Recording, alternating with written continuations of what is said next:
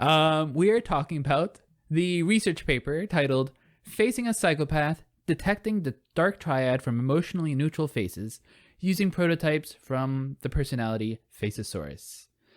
This paper was written by Nicholas Holtzman, and he is from the Department of Psychology in Washington University. So, Nicholas, thank you. You're a good man. So this is just the first episode we're doing that is basically a research breakdown, right? And it's a research breakdown of a paper about essentially tracking or inferring behavior from craniofacial features. Right, craniofacial features, that's just, that means static facial features, basically. It means like the shape of your skull, essentially, right, Alex? Right. So this paper, while he doesn't specifically say what they're looking at, what they are, he is looking at faces, definitely. So he's looking at the cranial features, like you're talking about, and also other features, like anything that you'd see on a face. The way he organized this wasn't looking at specific traits, but rather looking at the averages of a bunch of people's faces composited together to make one face, if that makes sense. Does that make sense? It does. And the reason he did that is people have done similar studies to this before, but they didn't ever create composites, and it was often with them wearing clothing, which is a big no-no. I mean, you could see their clothing, rather. Let me clarify. Because you infer things from clothing and hairstyle, right? So if we're just concerned with facial features, we want to, and we're just asking people to, figure out types from facial features only, we don't want to have confounding variables in there, such as clothing and hair and earrings and piercings and all that. Right. So in this paper, he asked everyone to wear their hair back and all of them to wear gray t-shirts so that no one would be able to infer anything about that person just based on, what graphic tee they were wearing or whether they were wearing a bow tie or anything like that. So there's 48 women, 33 men, and then he did a composite. He did 12 composite faces, right? Yes, he did 6 composites of women and 6 composites of men. So I guess let's start from the beginning. Let me start off on the basic breakdown of this paper, and halfway through, maybe you can take it from there, Alex. Does that sound good? Because there's a couple things I realized I already missed when I was trying to explain this. So he took 48 women and 33 men. These subjects did self-written assessments using tests for the dark triad, which are machiavellianism, narcissism, and psychopathy. Could you describe those 3 traits just briefly, Alex? Or at least in as much detail as you would like? Sure. So Machiavellianism, if I can say that correctly, Machiavellianism, or however you say it, is basically personality traits that are centered around manipulation of other people, being cold and unemotional, and just having an indifference towards morality. Someone who's Machiavellian doesn't mind taking advantage of other people, doesn't mind manipulating other people to serve his or her own purposes. Someone who's Machiavellian won't take a strong stance in any issues pertaining to morality. They have a colder sense of morals. Narcissism, I think that's more of a common term in day-to-day usage. Narcissist is someone who thinks very highly of themselves. They're very vain. Typically, they put themselves as primary importance over the needs and wants of other people. And then psychopathy, it's highly related with recklessness and criminality and bouts of anger and basically uncontrolled emotion. Many people will say that psychopaths are emotionless. It really depends on your definition of the term psychopath. But for the purposes of this paper, they are referring to psychopath in the sense of reckless criminal behavior or behavior that hurts others with no remorse. That was excellent. Thanks, Alex. Thank you. So, as we were saying, those 3 traits, the dark triad, the subjects did written self-assessments for those. Self-assessments aren't great, though, right? I mean, there's a lot of room for error. Right. So, but it's interesting to notice that he goes a step further, and he asks for assessments from people who know our test subjects. I know, I love it, and I like that he combined these. So really, we're not relying purely on self-assessment. We're not relying purely on other people's assessments of them. So I think so far, as we're explaining this study, I really like the way the study was done. The composite faces that he created from these 48 women and 33 men, the fact that we did self-assessment and written assessment from other people, that's great. So then what he did was he created 12 prototypes, combining these faces together in some computer program, right? Yes. And so these 12 prototypes so there's male and female, right? And there's 3 dark triad traits, and you can be low or high on it.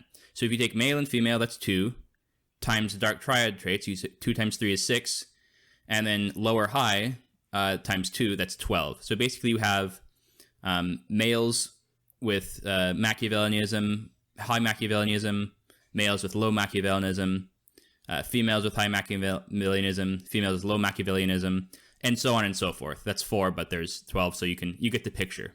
What makes this, or one of the things that makes this interesting is, like you were saying, they're composites.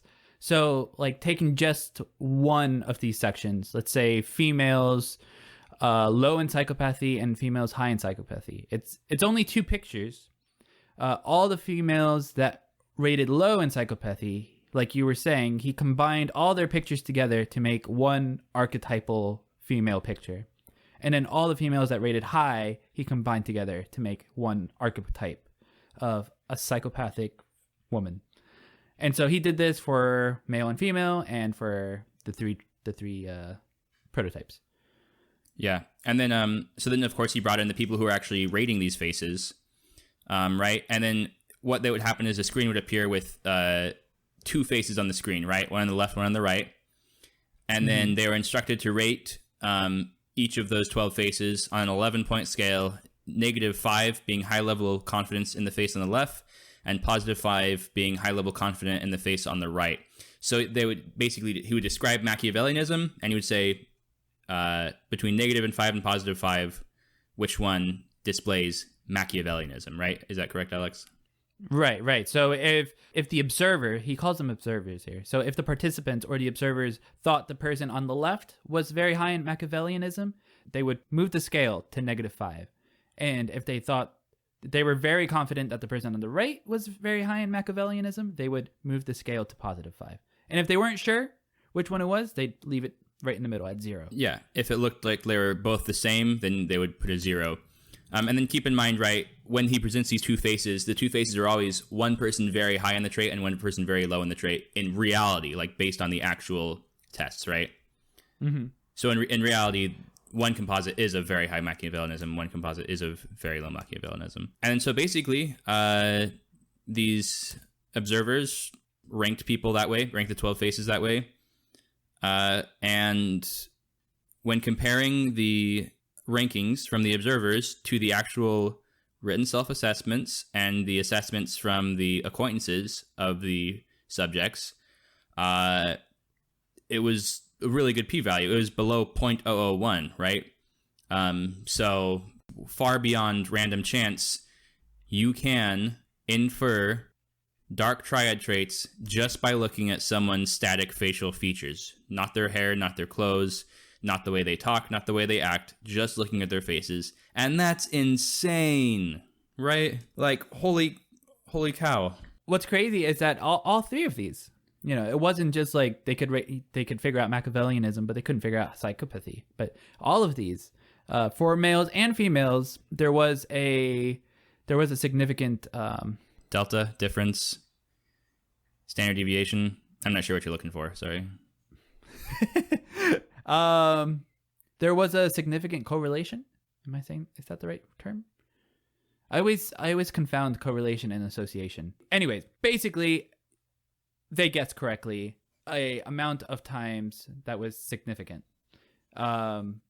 Something you noticed, Alex, that I didn't, was that the p-value for females was much lower than the p-value for males. People accurately ranked males and females very well, but they ranked females much better than males, right?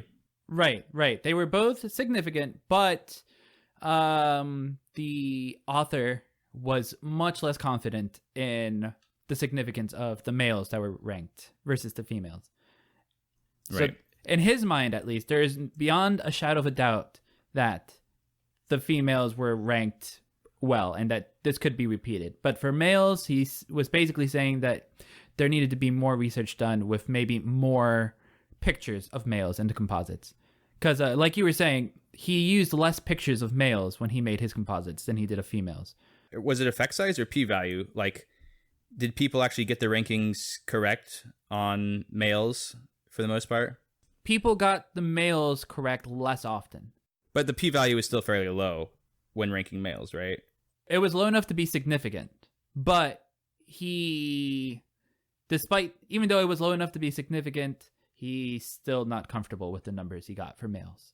And so he gave a reason for that, didn't he? His just proposed reason was that he had more women than men, right? Yeah. So he used, I think the number was 43 women when making the female composites.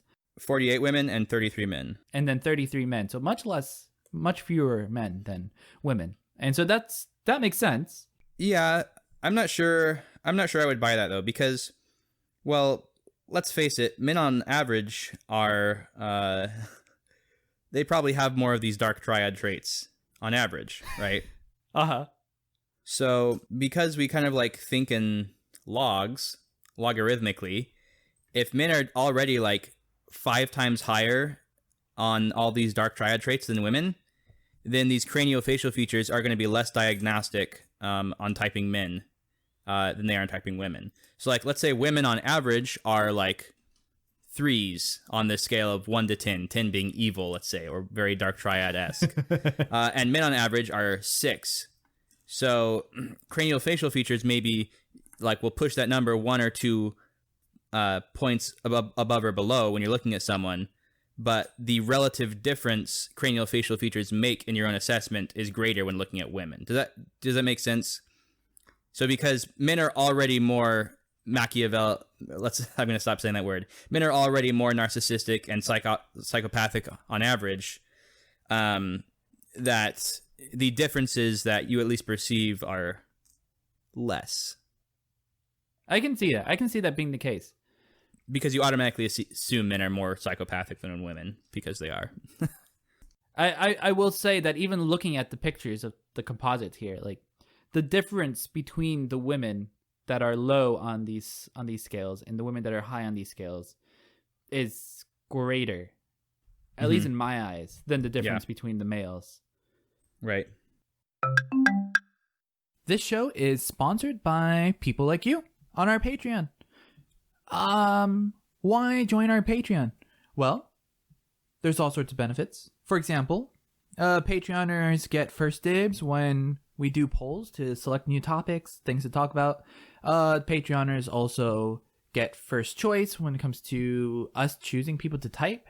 Also, people to bring on to interview. So if you're interested in any of that, I recommend you come and check it out. Thank you again. This isn't the first paper that's done something like this, and we're not the first people to say that maybe you can infer personality traits based on the way someone looks and their craniofacial features. You might liken Physiotype, if you're feeling especially pejorative, to phrenology. That was like the first kind of, I think, like well-known pseudoscience related to trying to infer behavior from people's skull shapes. And so I'm not making the point that phrenology was correct, but I'm making the point that Physiotype isn't new, right? We've always thought that you could kind of infer people's behavior, or at least the way they tend to act from their facial features. And this is just one paper, right? But this is a pretty good paper. This is a pretty solid paper for proving It's not correlated to physiotype, or at least we're not correlating it to physiotype in this podcast. We can do that at a later time, and I think we're planning on it.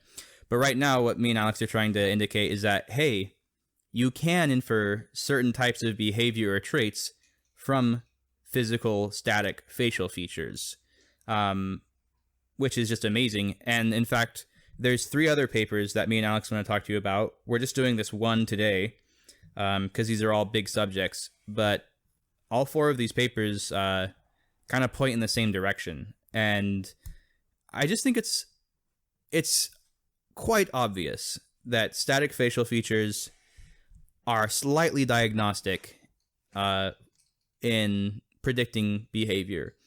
And the amazing thing is that no one seems to care. Like, there's no mainstream science or mainstream philosophy or thoughts about this clear fact. Like, this is amazing that we can do this, and no one seems to care or notice.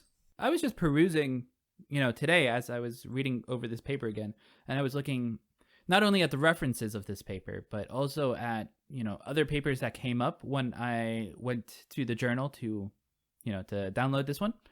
And like, there's dozens upon dozens of different papers looking at different, doing different kinds of sampling, doing different kinds of testing to try to show that there is some kind of connection between visual features in a person and their personality.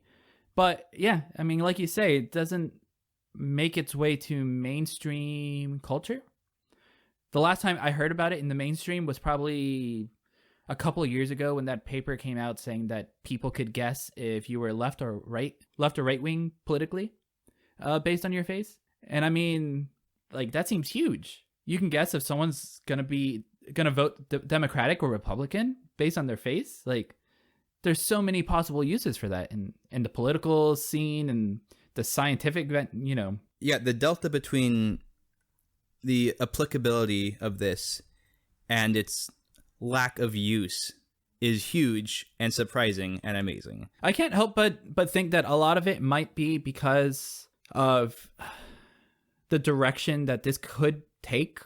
Yeah, like if this was more mainstream, people could misuse this information more easily, and you could end up with phrenology again, or people trying to misapply, saying such and such as race is bad because their head shape is a little different. Exactly. Yeah, I think the reason why this isn't taken seriously or used at least in the public, admitted to being used, is obvious, right? I mean, if you're predicting the way people act and behave by their facial features, that can easily lead to all kinds of different prejudice and racism and sexism. And then look at our culture now, where we have become overly sensitive to calling things racist when they're not, calling things sexist when they're not. This is not a great time in our culture to be using a science that shows that you act differently based on the way you look. That is the exact opposite of this postmodernist culture that we're knee deep in right now. And to be fair, like, honestly, most people, even if this were to become a mainstream science, most people would misapply it. Yeah. People have a hard time understanding that certain things only work in averages and don't work on an individual basis. Exactly. Yeah. The average differences in a group are nothing compared to the individual differences within that group. And it's obvious why this kind of science is controversial as well. I think it's very useful. I think there's potential for harm, but I also think that the political outrage on this kind of science, on biological sciences, is way overblown as well. So this is something that, yes, it's dangerous, but it's also more than it being dangerous, it's also just a political disaster for anyone who advocates for any sciences relating to this kind of thinking. You know what I mean? Imagine Physiotype were to become mainstream, and somehow it was proven beyond a shadow of a doubt that it was legitimate and it was mainstream and everyone believed in Physiotype, and a group of people come into political power and decide that NTPs are from the devil. Gives you a whole new way to discriminate people. Exactly. And again, like we're talking in averages, right? But I think even myself, like people don't intuitively understand that the average doesn't necessarily relate to the individual. So you could see the opposite being true, that like NTPs tend to be more creative in specific topics. And now suddenly, the next president for the next 10 presidents to be elected will all be NTPs because they're NTP and no other reason. This being misapplied has a huge potential for anything merit-based to be lost. Exactly. Yeah, and we do have a tendency to overstate group differences. For instance, like let's say you're comparing SFJs and STJs, and SFJs are on average more friendly, let's say, if you could quantify friendliness, which, obviously that's kind of silly to do, but let's say you could, as an example. SFJs are they're a bit more friendly than STJs, sure. But the difference between the average friendliness of all SFJs and the average friendliness of all STJs, that delta is so much smaller than the average difference between individual people.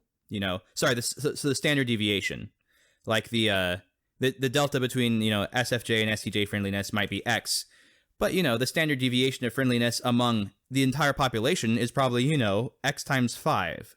Like the individual differences are always so much stronger than these group differences. So yeah, you can see a lot of potential for abuse for physiotype and for other sciences related to this. Especially in a communist society, you can imagine. All right, we will now kill all SFP. Easily. So yeah, absolutely plenty of potential for abuse. So I don't think it's a good reason to not pursue this science, because I think truth is more important. But I can see this being a reason for, at least for like on a subconscious level, for people pushing back on the idea.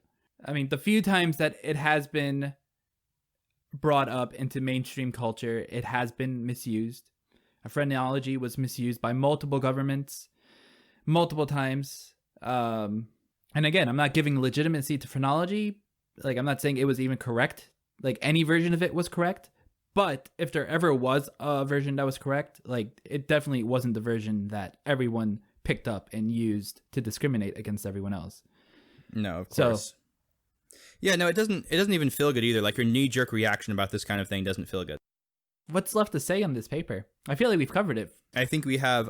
Maybe we should talk about where the podcast will head based on like further research breakdowns, the things, the one podcast we're going to have to make these research breakdowns more applicable to Physiotype specifically. We definitely need to have an episode, maybe even next episode, breaking down Big Five. Yeah. Which is the personality system that most, if not all, scientists use in their research of psychology and in their research of, human emotion and personality traits. So we definitely need to discuss Big Five and I guess try our best to map it to Physiotype. Obviously, they're different systems, so they're not going to map perfectly. But I do think there's enough there that we can at least draw inferences about how this would relate to Physiotype. And we definitely have to map Big Five to Physiotype, because Big Five, as far as I know, is like the only, I don't want to call it personality typing because that's not technically what it is. Whatever you want to call it, behavior typing. Behavior model, maybe? Sure, whatever. It's the only thing like that that's used in the scientific community. Like, you don't see papers talking about MBTI or Enneagram. Like, of course not. It's the Big Five all the way. And so, yeah, we'll have to have an entire episode about Big Five, mapping it to Physiotype. That way, when we do these other research breakdowns that we have planned, it's going to tie it into Physiotype more. Like, notice in this podcast, we didn't talk about how this paper maps to Physiotype, which types are more dark triad types or whatever. We're just using this episode to talk about that it's possible. So, like, for instance, we'll give you one little tidbit here. Disagreeableness is one of the traits in the Big Five. And agreeableness, that dichotomy tracks with the prone supine dichotomy in Physiotype. But as you know, there's 4 others, so we'll talk about those later maybe next episode. I've posted the picture of the female composites on Reddit, by the way. So awesome. If anyone's listening and wants to take a look at the picture and take a guess at which side ranked high in the triads and which side ranked low in the dark triad, go to our Reddit and check it out. We'll give you the answer later. What do you think of these pictures? You see what I was saying about how like the men are way more supine? Where are they? Page 651. Oh yeah. Like the women, you can definitely tell they're more prone on the right than on the left. But the men, they're both sides are pretty supine. So I don't know if it was that they just got a weird sample or what we were saying before, that just men are typically going to rank higher, or, you know? Yeah. You're right. The men look less prone than the women do. Mm-hmm. I wonder why that is. Yeah. Yeah, I'm not sure. Clearly, people were seeing something, though. So, if they weren't looking at the proneness of the eyebrows, they must have been looking at something else when they guessed correctly. But, yeah. We should see if Mr. Holtzman wants to come on this podcast. Yeah, I was thinking about that. He's got a whole website, so clearly he's committed to this topic. Is this? I kind of want to talk about our future possible podcast episodes. Is this a good time? Mm-hmm. So as we said, right, we're gonna do one whole episode about the big 5, right, and as it relates to Physiotype. Definitely. We've already done Q&As, and we probably want to continue to do a bit of Q&As, at least half an episode as a Q&A every once in a while, at the very least. And do you want? So I think it was my idea originally to interview different types. How do you feel? Would you like to do that, or what are your thoughts on that? I would love to do that. Yeah. Yeah, and I think the interviews would be like, it wouldn't be like asking them about Physiotype. It would just be like asking them these very important questions, like their philosophical views, so that we can demonstrate, this is clearly a SFJ or a NTJ or whatever. Yeah. I think that would be useful. In fact, it would almost be in our benefit if they didn't know much or anything about Physiotype, because we'd be more likely to not get confirmation bias, whatever you call that, when your participants want to see your project succeed. I forget the name of that term. You know what I'm talking about, though. I do know what you're talking about. So yeah, listeners, if you would like to come on the podcast, we can't have all of you, but we are going to be choosing a few specific ones, specific types too. Probably not going to do more than one of each type, but at least for a while. But if you want to be on the podcast, then send me or Alex a message on Reddit or however you want to contact us. And also send a picture of your face if you're not sure that we've already typed you. And then keep the questions coming as well, whether that's through Instagram, Reddit, whatever, because we'll do another QA eventually. And I think we should reach out to people who like biologists or psychologists who have shown an interest in this type of science. That would be great to have them on. And I'll leave a link to this paper too in the show notes. But this guy's got a website, Nicholas Holtzman, and he talks about the dark triad a lot in his website. So maybe he'll be interested. Let's see. One of the papers I read used the Chicago Face database, I think. Remember that? That was, man, I love the Chicago Face database. That database is that's great because it's, it has 700 pictures of people and all of their craniofacial features, like every single thing you could think of is measured. So it's wow. We're definitely going to end up using that in 20 years when we finally write a paper. All right. Anything else you want to cover? This episode was a little shorter than usual, but I feel like we've wrapped it up nicely. Yeah, I think we were more concise this time, which is good. I was a little less frenetic. I'll have to look that word up once this podcast is over to make sure I used it right. But in my conclusion, it is glaringly clear that you can, at least to an extent, infer behavior or thought processes from static craniofacial features. This is not up for debate. And hopefully, as we, you mentioned 4, but even now I've already added another 3 papers to that list. So like, hopefully, whenever we get around to doing these other papers, that'll become more obvious that it isn't just one fringe research paper coming to this conclusion. No. This was a really nice one to read, too. Like, there's a lot of research papers out there that is like murder. I mean, they're all murder, but this one was the least murdery to read. So I'm going to really have to, I have a hard time doing anything besides scrolling through my Instagram feed, but I'll weld my feet into the floor and read those papers that you found, and we'll get something good out of them. I think the 4 papers that we talked about before, those are like the only 4 papers I've ever read in my life, because I just, I can't read, actually. Oh, no. No, I mean, I can read. I just, It takes a while. I was born in 1991, and I have severe ADHD, and I spend 8 hours on my phone a day. So, that's what I mean when I say I can't read. Uh-huh. All right, very good. So next episode, Big 5. Go check out our Reddit to get more information. Check out the show notes to get the link to the paper. I think that's it. Yeah. All right. Thanks, Alex. Thank you again, guys, for listening in. If you liked the show, or even if you didn't, please leave us a review on iTunes or wherever it is that you listen to your podcast. It helps us a lot. It helps us get noticed by the algorithm. It helps us figure out what you guys want to hear. So yeah, please. If you want to help us out, that is the way to do it. Thank you, and see you in the next one.